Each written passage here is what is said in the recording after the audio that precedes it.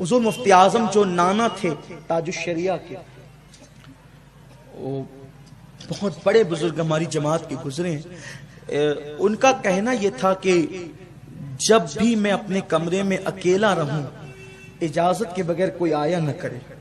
ممبئی میں ایک دن اکیلے کمرے میں تھے اور تعویذ والوں کی بھیڑ لگی ہوئی تھی، تعویذ والوں کی بھیڑ لگی ہوئی تھی، تعویذ تقسیم کرتے رہے اور کھانا نہیں کھایا تھا۔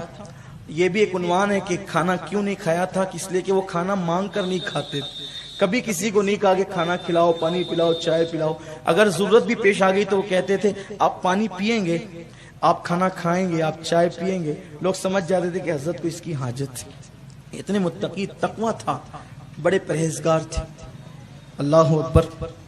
تو بلکہ بڑا مشہور سا ایک واقعہ بھی ہے، شاید دلی کا واقعہ، اور میں نے اس کو دلی ہی میں ایک بہت بڑے عالم دین سے سنا ہے جو اس محفل میں موجود تھے۔ دلی میں حضور محدث اعظمین اور حضور مفتی اعظمین دونوں جمع تھے ایک کانفرنس میں، اور دونوں کا قیام ایک جگہ پر تھا۔ کانفرنس تھی، اکثر جلسے جو ہوتے تھے اس میں محدث اعظمین اور مفتی اعظمین اکثر جمع ہوتے، تو دلی کی ایک کانفرنس میں دونوں بزرگ جمع تھے، قیام ایک جگہ تھا۔ ایک غیر مسلم کی دکان سے چائے منگائی گئی، چائے منگائی گئی تو مفتی اعظم نے پوچھا چائے کہاں سے آئی ہے، تو کہا کہ وہ فلاں غیر مسلم کی دکان سے آئی ہے۔ کہا لے جاؤ، میں غیر مسلم کے یہاں کی چائے نہیں پیتا۔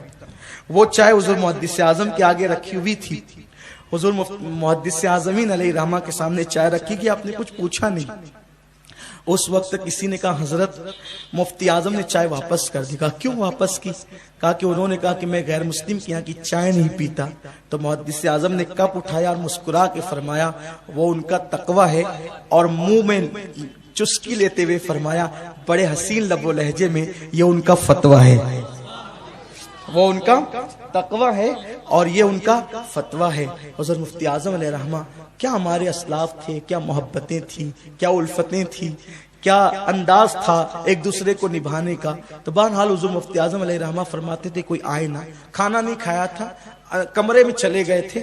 ان کا قیام جس شخص کے گھر پہ تھا، حاجی صاحب کا نام غالباً ابراہیم بتایا جاتا ہے، ان کے یہاں تو حاجی صاحب نے دودھ گرم کیا، سوچا کہ کھانا نہیں کھایا تو دودھ پلا دوں۔ دودھ لے کر جیسے ہی کمرے میں داخل ہوئے تو کیا دیکھا کہ حضور مفتی اعظم علیہ رحمہ کے ٹکڑے ٹکڑے ہیں، ٹکڑے ٹکڑے پڑے ہوئے ہیں۔ یہ تو چیخ مار کے بے ہوش ہو کے بندہ گرا، ہاتھ سے دودھ کا گلاس چھوٹا، قالین پر دودھ گرا، یہ بھی گرا۔ جب اس کو ہوش آیا تو مفتی اعظم سامنے تھے، اس لیے صدمے میں بیچارہ گرا کہ میرے گھر میں کس نے مرڈر کر دیا مفتی اعظم کا، میں زندگی بھر لوگوں کو کیا جواب دوں گا، اتنی بڑی ہستی کو میرے گھر میں کاٹ پیٹ کے لوگوں نے ڈال دیا۔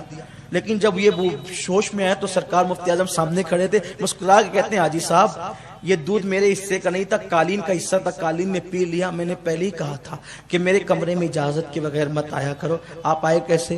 کہا سرکار وہ جو بھی ہوا ہوا، یہ بتاؤ کہ یہ کیا تھا، یہ میں نے تو آپ کے ٹکڑے ٹکڑے دیکھے نا، یہ کیا تھا؟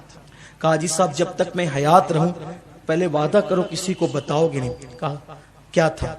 ایک جملہ کا حضور مفتی اعظم نے، اس کی لذت لیجئے، کیا پیارا جملہ کا۔ کہا حاجی صاحب میں قتیل عشق رسول ہوں،